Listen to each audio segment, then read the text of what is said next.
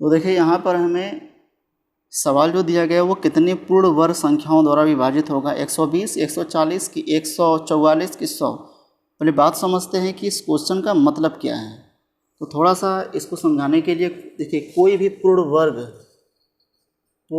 वर्ग संख्या इंग्लिश में बोलते हैं परफेक्ट स्क्वायर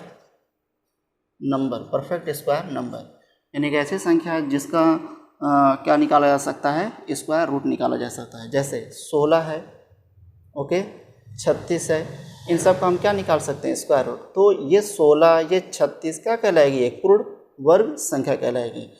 तो बस इतनी सी बात समझिएगा, किसी भी संख्या का के घात पर अगर वो 2 का मल्टीपल है, अगर 2 का वो मल्टीपल है तो समझिए वो संख्या आपकी क्या होगी, पूर्ण वर्ग संख्या होगी।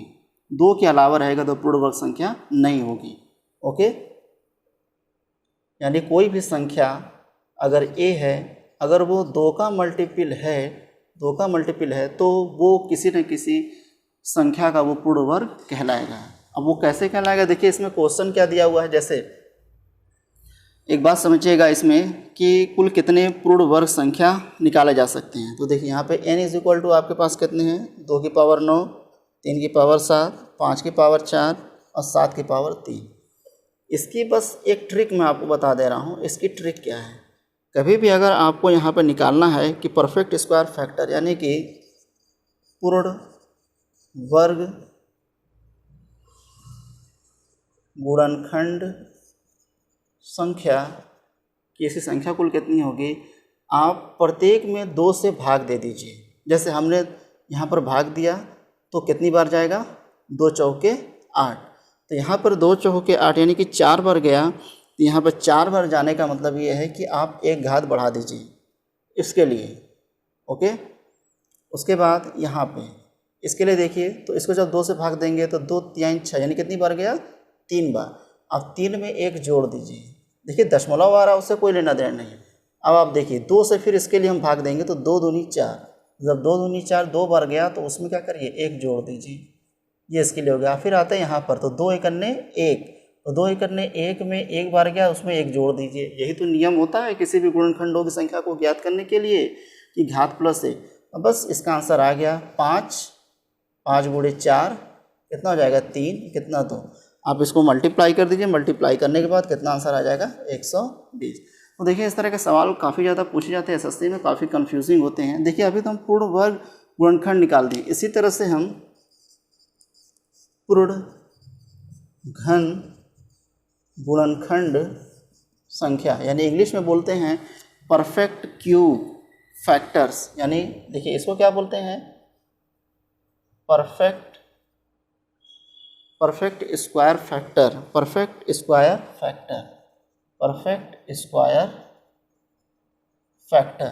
और इसको क्या बोलेंगे, परफेक्ट क्यूब फैक्टर। तो जो नियम यहाँ पर पूर्ण वर्ग के लिए था वही यहाँ पर पूर्ण घन के लिए होगा। यानी कि जब ये घन की बात होगी तो हम इसमें 3 से भाग देंगे, ये बात समझिएगा। यानी कि अब हम इसके लिए क्या लिखेंगे, यानी 2 की पावर 9, 3 की, जैसे n इज इक्वल टू, तो कितना हो जाएगा यहाँ पे 7 गुणे 5 की पावर 4 और 7 की पावर 3, 3 से भाग दे दीजिए।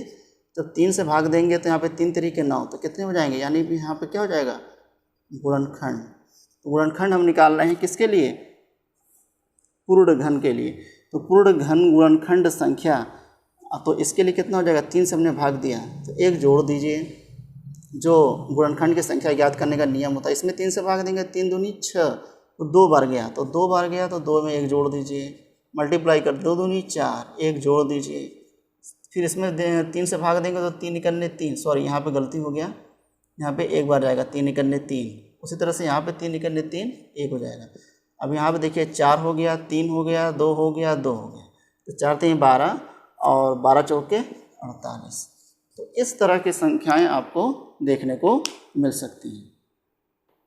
तो आई होप आपको ये सारी बातें समझ में आई होंगी और क्वेश्चनों की वैरायटी को आपको समझ में आया होगा कि फैक्टर्स से कितने अच्छे और किस तरह के क्वेश्चन आपको, कन्फ्यूजिंग क्वेश्चन आपको दे सकता है। बस देखिए सीखिए इन सब सवालों से।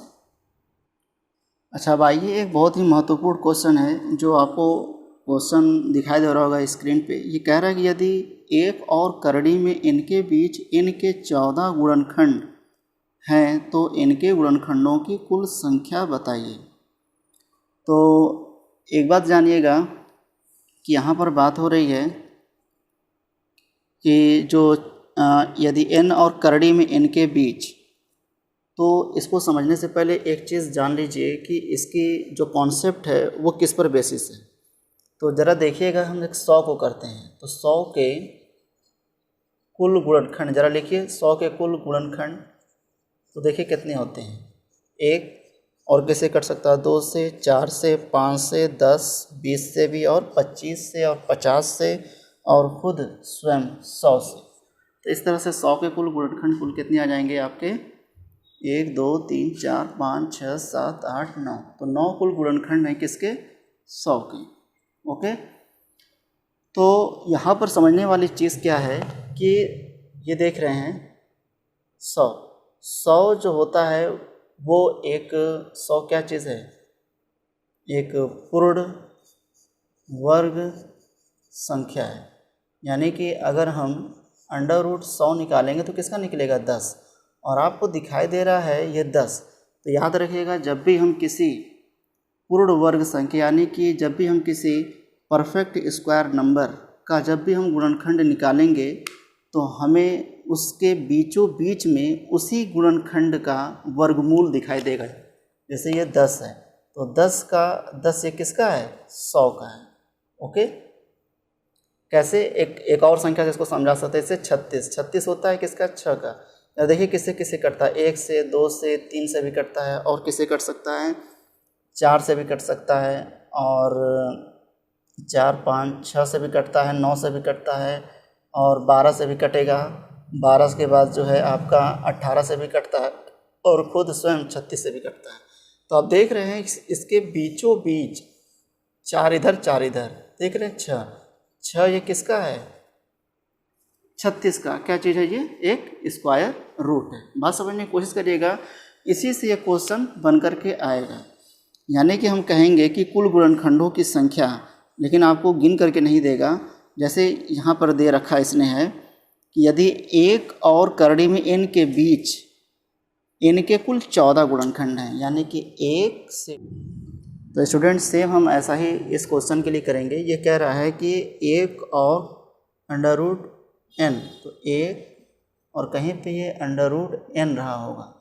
ओके, ये कह रहा है कि इनके बीच में n के, यानी कि इनके बीच में n के कुल कितने गुणनखंड हैं, 14। तो जाहिर सी बात है कि इस संख्या, यानी एक बात समझिएगा, अगर n तक कोई संख्या होगी तो जाहिर सी बात है ये n का, यानी यहाँ पर वही संख्या जैसे यहाँ पे 36 है, और n क्या चीज़ है, एक पूर्ण वर्ग संख्या है। यानी जैसा कि क्वेश्चन में कहा जा रहा है, तो जाहिर सी बात इस n का, यानी ये n, ये वही n होगा जो यहाँ वाले n का ये अंडर रूट होगा। ओके, तो आप ये बात समझ में आ रही है। यानी कि ये कह रहा है कि यानी यही इस पूर्ण वर्ग का, जैसे यहाँ पे 100 होता तो यहाँ पे 10 होता, यहाँ पे 36 होता तो यहाँ पे क्या होता, 6 होता। तो सेम ये बात समझिएगा, कह रहा है कि एक और करड़ी n के बीच कुल 14 गुणनखंड हैं। तो इसी तरह समझिए, जितने यहाँ पे 14 हैं, इसी तरह से इसके एंड में भी, जो इसका यहाँ पे एंड है, यहाँ में यानी इसके और इसके बीच में भी कितने होते हैं, 14। अब हम कैलकुलेट करते हैं कुल कितने गुणनखंड होंगे। तो देखिए, इसके और इसके बीच में पहले 14 गुणनखंड, और फिर इसके और इसके बीच में कुल कितने, 14 गुणनखंड। यानी इनको और इनको जोड़ा जाएगा तो कितने हो जाएंगे, 28।